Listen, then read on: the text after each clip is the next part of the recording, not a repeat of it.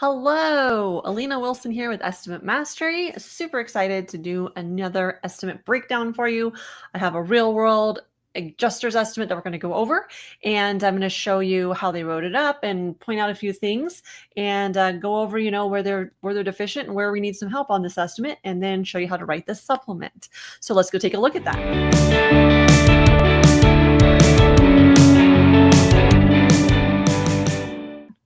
So good to see that there are people here after the long weekend that we just had. Super exciting to have some of you join me. Thank you so much I feel honored that you'd spend a Tuesday afternoon with me after a long holiday weekend. So a couple things I'm going to show you. I got some pictures for us as well. Let me get those back up on deck. And then I'm going to show you the original adjuster's estimate and what that looks like and point out a few things. We'll pull up Xactimate and show you a couple of things. But let me get these pictures. I had them up and then I got distracted and closed the window. So give me 1 second here. And here we go. That's great. So first we're going to look at the adjuster's estimate. And any questions that come up along the way, feel free to drop them in the comment section. I'll be able to take a look at them for you. So let's go ahead and get you seeing my screen here. I'll just jump right into it. Over here, you're going to see, there's the estimate itself. Let me blow it up for you a little bit here. So it was a St. Louis storm, and the adjuster wrote up for the roof and then some of the exterior. So we'll just take a look. And at first glance, it actually looks pretty good. Once you take a look at the photos, though, you're going to see what I see. You're going to be like, oh, wow, actually, that's not so great. But let's cover what the adjuster did first.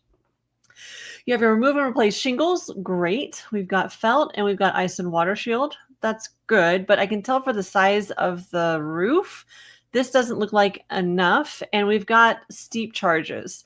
So that tells me that we might need 2 courses of ice and water shield on this roof. And so that doesn't, we'll take a look though. We'll look at the Eagle view. Then we've got the remove and replace for the high, the steep, and the extra steep.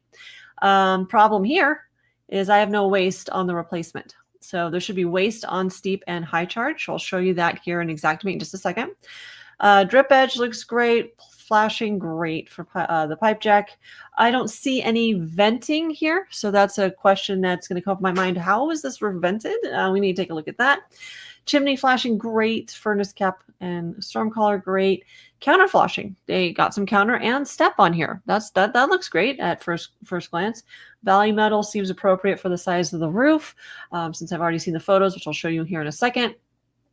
So questions, first questions I have is this enough ice and water shield? And why is there no waste on steep and high?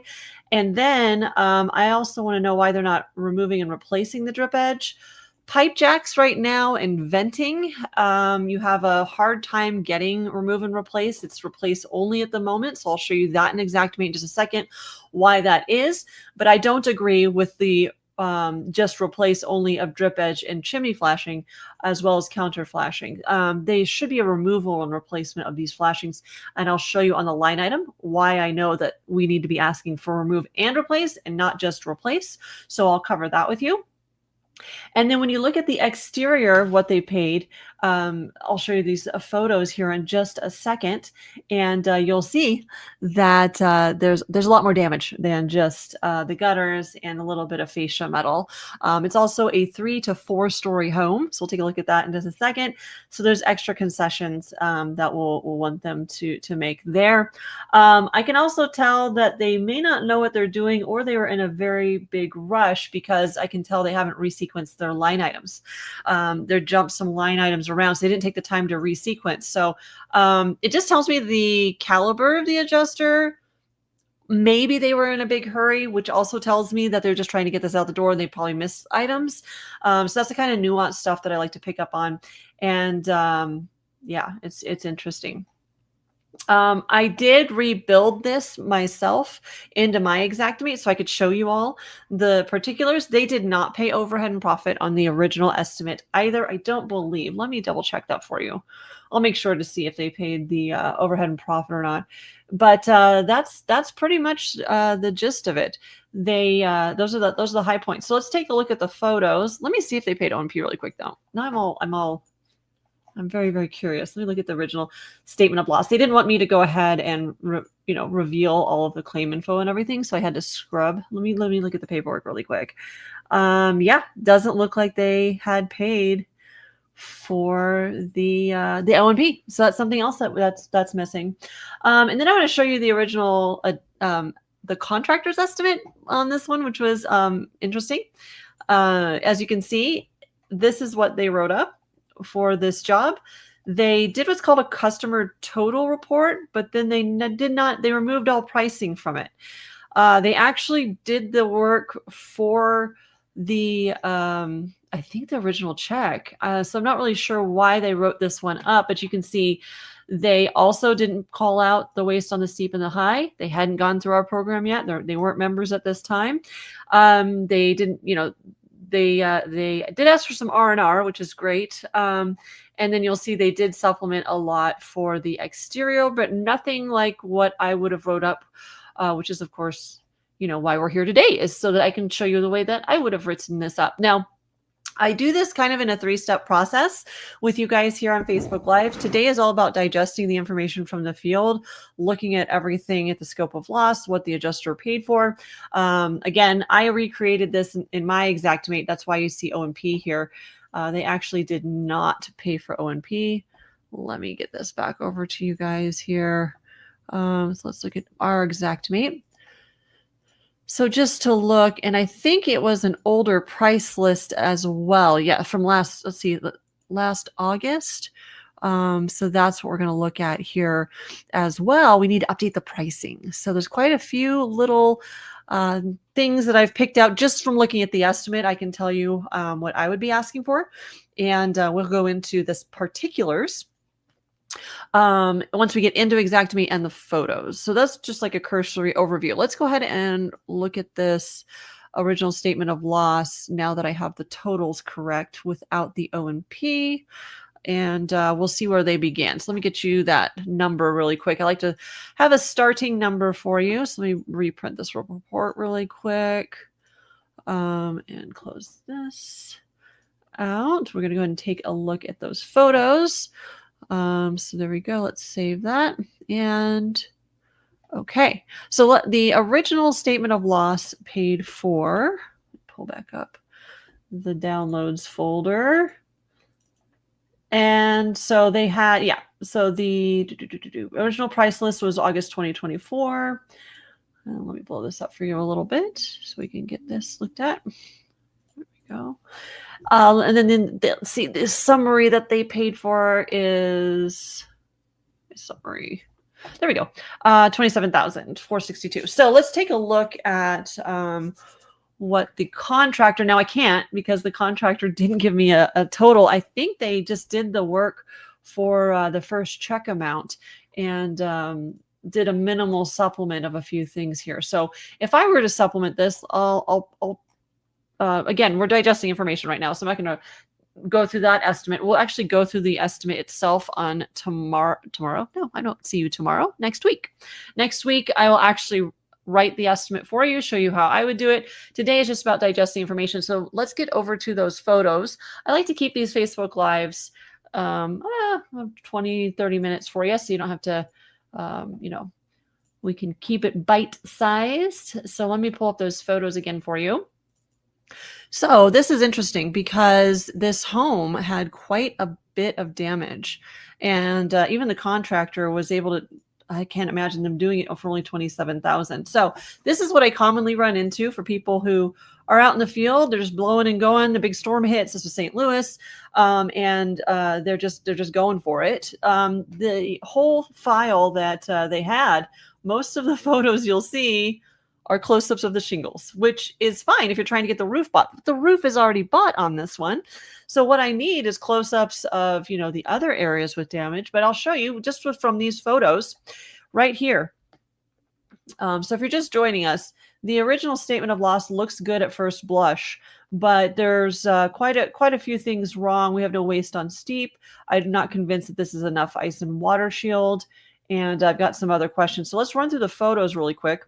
You've got a couple of arts and crafts projects. I know it's a kind of a darker photo, but right here we've got a bay window. That is extra labor hours. They have to, it's not connected to the field shingle, so they have to get off the roof, set up ladders with Jackson planks, or however you guys run, just a ladder, whatever you're going to do there, and perform this little arts and crafts projects, which I would give extra RFG, LABL labor hours to, perhaps LAB hours actually, because it's actually the people doing the install that we would do there, use to install that. We did get the counter flashing and the step flashing paid, so that's fantastic. Let's take a look at some of the other photos. Again, close-up of hail hits. We already had the roof bought, so there's a clearer picture of that bay window for you. We got some soffit damage here. The original statement of loss did pay for some of the exterior, but they've got fascia metal. They do not have soffit metal on their original statement of loss. So already I can see we've got some issues with the exterior scope of what they paid. There's the hail hits again. And just another picture of the front of the house. Not really much going for us here. Aha, here we go. Here's a new picture. There's some more soffit missing there. And we've got almost a 4-story home. 1, 2, 3, 4, plus the roof. Then we've got another arts and crafts project here. I would want to know the state of the decks. This company does decking. So, you know, if the hail is big enough to do damage to that roof, what's the state of the decks and the other collateral damage that could happen? We did get the gutters bought and some fascia, but we definitely have a situation here. If we're going to get to almost 4 stories, that's not only extra labor, that's going to be equipment that we're going to need to pull in to get the install here as well for the crew. And then, of course, you know, the extra labor here for arts and crafts. Here's a window screen with damage. Don't know where it is. This is very common when I write estimates as a third party, and used to do that for years. This is the typical kind of photo file that I would get. I think this is probably a $45,000, maybe $55,000 job. And I have 1, 2, 3, 4, 5, 6, 7, 8, 9, 10 photos of the same exact part of the home over and over. This is very typical. So if anything you can do, if you take one takeaway from today, if that's the only thing you learn, take more photos and get a lot of context to your photos, such as this window screen. I don't know what elevation this is at or which window. We could have other collateral damage if the hail was this big to do this type of damage to a screen. I highly doubt there's just one screen with damage. So that's what this would tell me is, you know, if we could get, there's probably about 50 photos that I would need in order to fully write this one up. But from what I have here and looking at the original statement of loss, we are really vastly underpaid on this exterior, especially since there's no soffit. Soffit's clearly missing. And then we've got that high area and lots of other specialty things. I want to know if the deck was damaged, all kinds of things I have questions on here. So the pictures actually beg me to ask more questions than answering most of the questions that I have. And again, this is typical. Most sales guys are good at one thing, that's selling. So, you know, project manager, someone else can get out there to get these photos. It's literally one photo could be worth $1,000 of some of this stuff that adds up. They did pay for the chimney flashing. They did pay for, venting was the other thing I was wondering. It doesn't look like this roof had any venting unless the ridge vent is like really... That's interesting. Yeah, I don't see any venting here. And so that's another thing. We do have to go for code upgrade and figure out the venting situation as well. So quite a bit to write the supplement on here for sure. Ice and water shield, they paid 867 square feet on this one. Looking at the porch, looking at the roof line for the garage, yeah, I'd have to pull the Eagle View and do some math here. It's probably sufficient for one course, but not 2 courses, depending on what the pitch of these roofs where the dwelling is, where the ice and water shield should go. I have a question on that as well. Let me go ahead and pull up Xactimate for you and show you what I would do with this one. Get into my estimate items. what we're looking for here, let's see. No, the house the original statement of loss did not pay for overhead and profit. So to answer your question, it did not pay for O&P. I would chase after O&P on this one. I've got quite a few trades now that we've digested it. You can see we've got quite a few trades to go after here. So what I would do is, starting with the roof, we definitely want to have the waste on the steep and high. So it's 15% waste is what they paid on the field shingle. I'm going to add that to the waste on steep and high. The reason I do that, just to illustrate this, just for fun, let's call it test folder here. Whenever you add the waste on, or excuse me, whenever you add a steep or a high charge, let's just say 20 squares, you'll see here that Xactimate. Let me take a step back. Let me show you this first. So for a laminate style roof, let's say without felt, if I add 20 squares of material, this is going to be remove and replace. I, as a user, I'm just going to enter a line item, right? Whenever I enter that line item, Xactimate created 2 line items. One's removal. You can see that here. Sorry if my screen's small if you're on a mobile device. But that's the removal. This is the replacement. Why does it separate it out into 2 line items? Well, by design, I have an email to this effect from pricing@veris.com that states that it is intended that the replacement have waste added to the steep and high charge. So we're going to add 15% waste. We can go ahead here and add that percentage here. I actually like to do it by hand, but you can use that tool. So whenever we add the steep or high charge,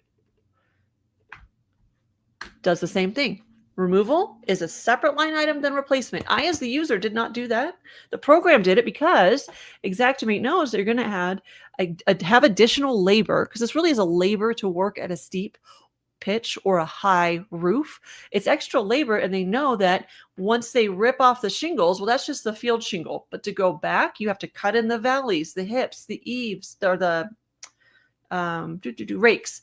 You have to install, take the extra time, which is labor, to install, not just ripping off field shingle. You've got to take the extra time to install those separate areas, which is why we ask for waste on those material, that labor only charge. So when you look at the high, it's the same thing. Put in 20, it comes in with 2 line items. So that's my argument for that, right? So going back to the estimate here, I see your other question. Are there permit fees, temporary toilet? Do I add for some things like this? If the costs will be incurred, it should be on your estimate. So like I showed you in the pictures with these little arts and crafts area, that is not an average field shingle that's walkable. They're gonna have to get off the roof, hand tear all of that off, set up equipment, hand tear everything off. Then they have to carry the shingles over and install them, like an arts and crafts project is what I call that. The bay window roof isn't like a line item in Xactimate, so I'm going to attribute extra labor to that, because this is over and above just walking on the field shingle. If you have a permit, charge for it. If you use temporary toilets, it's a cost that's incurred. I don't know many roofing contractors that actually use temporary toilets. They should, maybe. There's a great reason to call for them. The workers definitely shouldn't be using the homeowner's toilet, that's for sure. And you don't want to pee in the bushes, but I wouldn't ask for anything that we don't actually use in the field. I have a strict no holds barred policy on, we do not add what I'd call fluff to the estimate, generators or anything else that we're not actually using out on the job. But anything over and above what's considered average needs to be accounted for. And that covers, goes into, do they have a pool that we have to tarp? Do they have really expensive, 10 Japanese maples that if those get damaged, that could be anywhere from $3,000 to $7,000 a tree, that kind of a thing. Whereas the neighbor next door doesn't have Japanese maple. So we're charging for the cost that's incurred at the end of the day. That's what we're looking for. So yeah, definitely want to add the waste on the steep and height. The other thing I wanted to talk about was the removal and replacement issue that we're having right now. So with the flashing, with the pipe jack, what's missing also is the hip and ridge and the starter. I didn't even didn't clock that on this first blush here. So for the pipe jack, if you read here in Xactimate, this changed almost 2 years ago now, I believe. If you add for the removal of the pipe jack, and you click for detail, I hope you guys can see this, but it says this removal activity is intended to be used when the pipe jack flashing only is being removed for disposal. If the pipe jack flashing is being removed along with the shingles on the same roof slope, it is considered done with the shingle removal line item, and the removal item here would not be needed. Do I agree with that? No. But the only reason I have contractors use Xactimate is so we can talk the same language as them. Whether I agree with it or not, that's off the table. Right now, the rules are swinging in the opposite direction of what I would consider. I would agree with. You could have 10 pipe jacks, or you could have none, or one. Sorry. Like it's not gonna drastically change, your dump fees or whatever by weight, but still, I have a bone to pick with it because it's different. 10 is different than 1, and that's why. But I'll play by the rules, so I'll use that replace only for the pipe jack. However, when you get into stuff like drip edge, that one does not have that language, meaning I should be using the remove and replace, not the replace only like I do on the pipe jack. So you'll see here that remove and replace. Labor costs to remove drip edge and discard in the job site waste receptacle. They have no problem with that. So it's totally different language than what you'll see on the pipe jack, turtle vents, those types of things. Let's take a look at chimney flashing and see what they've got there for that verbiage. I'm going to go ahead and click for detail. Same thing, labor cost to remove. It doesn't say that this flashing is considered included in the removal of the field shingle the way that it did with pipe jacks, turtle vents, and there's another one that's escaping me at the moment. Brone vent maybe flashing. Yeah. So watch for that, because yes, let's see here. We've got chimney flashing that's remove and replace is at $416 on this price list. If it's replace only, it knocks it down $30 each times 2 times the next 100 estimates you write. That could be, substantial money. Do I like to nitpick? And here's the deal. If I know that the adjuster is already kind of combative, not really wanting to have conversations, not really feeling like the supplement's going to go it's going to be an uphill battle, will I go after the $30? Maybe not. Does add up over each estimate, I understand, but to shorten the time that I have to talk to the adjuster and actually get him to agree with things, this might be an inflammatory thing that he'd be like, oh, you're one of those contractors, and you're no. I'm just trying to ask for what's required and necessary. But if that's going to make you get all hot and bothered, I don't mind, just focusing on the majors like waste, increased ice and water shield, things that are required and necessary. Steep, I know the equipment and labor that we're going to need to do the work at this high area arts and crafts projects here. Those types of things are much bigger dollars.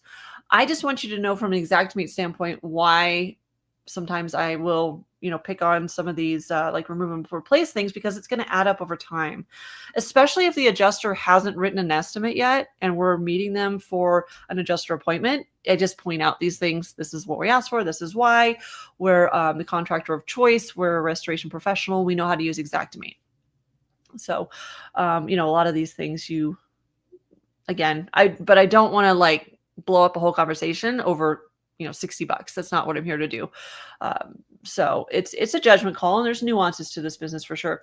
The other thing that we're going to need to do, there's a lot of work on the exterior here. I want to know what condition the siding's in. I don't even have pictures to understand what's going on with the siding. I pointed out those decks as well. I would like close-ups of those to make a better judgment. And then light fixtures, was there any damage to that? What's the HVAC situation? Are there any fins on this that we need to look at? So again, these pictures are actually presenting or bringing up more questions than they're actually answering for me on this home, but it's a good place to start. I think when I write the estimate next week, we're going to end up somewhere between 55 and 60, especially if we get OMP in there and all the other things. So This is actually what I do every Tuesday. I go and walk you through an estimate, real world estimate that we're looking at with real photos. It's not theoretical. Seeing what the original adjuster paid. We need to do a reprice on this one as well. It's being installed, or was installed in May, let's say, theoretically. Well, we need to look at a reprice and why.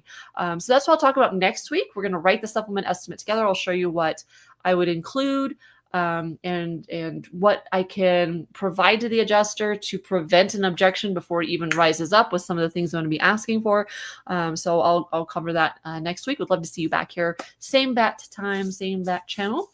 It's at 4 p.m. Central, 5 p.m. Eastern, and then always here. Oh, nope, isn't it? Yep, nope, 4:30. I'm doing it on the 30-minute mark this time around. But yeah, I would love to see you. Join me next week to see how we wrap this up. If you ever have any questions about what we do here at Estimate Mastery, feel free to DM us over here on Facebook or email us at info@estimatemastery.com. I'll put that as a comment and see if we can help you, get the increases that you should. Our members generally, on average, add an extra 25% to 40% to their businesses when they start working with us, because we help teach you how to write up estimates like what I'm going to show you next week. So would love to see you there. If you have any questions, feel free to reach out, and we'll just see you next week.